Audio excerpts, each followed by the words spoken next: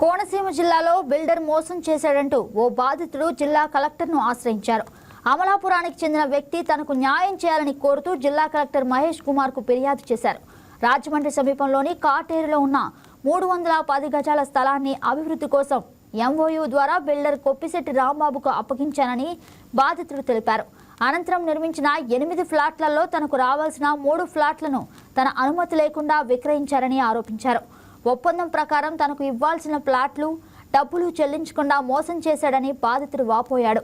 అనారోగ్య పరిస్థితులను ఆసరాగా చేసుకుని మంచి ధర వస్తుందని నమ్మించి పవర్ ఆఫ్ అటార్నీ తీసుకుని మోసం చేశారని ఆరోపించాడు.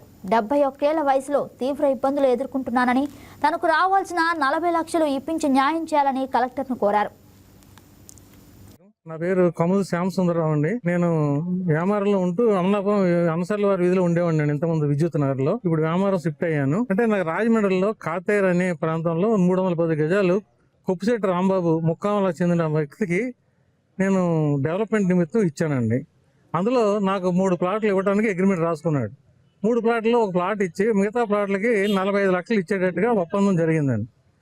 అప్పుడు తర్వాత 3 లక్షలు ఇచ్చాడు సార్. తర్వాత నుంచి అతను ప్లాట్ ఇస్తానని కాసేపు, తర్వాత కొంచెం డబ్బులు ఇస్తానని కొంతసేపు, లోన్ వస్తుందని ఇస్తానని కొంతసేపు, ఇట్లాగా ఇన్ని సంవత్సరాలు డ్రాక్ చేసి నాకు అసలు కూర్చోవడానికి కూడా చోటు లేకుండా, ఫోన్ చేస్తే ఫోన్ దొరకడు, మనిషి దొరకడు. నా వయసు నాకు చాలా ఇబ్బందిగా ఉందండి. నాకు 71 సంవత్సరాలు. నేను దీని పరిస్థితుల్లో నేను ఎక్కడ తిరగలేకపోతున్నాను. అంచేత మీ మిత్రులందరికీ నమస్కరించి విన్నమించుకునేది ఏముంది, ఇది నేను కంప్లైంట్ సిఏ గారికి ఇచ్చానండి, అమలాపురం సిఏ గారికి. అంతకుముందు కూడా విజయవాడలో కూడా ఇచ్చానండి. కంప్లైంట్ ఇస్తే అతను నాకు ఆరోగ్యం బాగాలేదని చెప్పి రాలేదు. అతను ఇక్కడ చేసే మనిషి లేడండి. కంప్లైంట్ తీసుకున్నారు. కలెక్టర్ ఆఫీస్లో కూడా కంప్లైంట్ ఇవ్వడం జరిగింది.